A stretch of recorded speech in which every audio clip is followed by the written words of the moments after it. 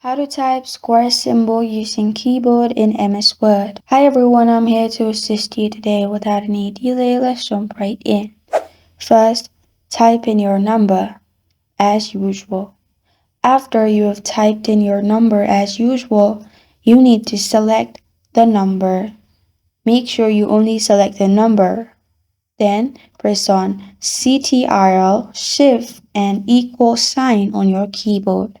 After you have pressed on Ctrl, Shift, and equal sign on your keyboard, it will turn into square. You can repeat the process as much as you want in your MS Word. And this is how to type square symbol using keyboard in MS Word. Thank you for joining me today. If this video helps you out, please leave a like and subscribe for more.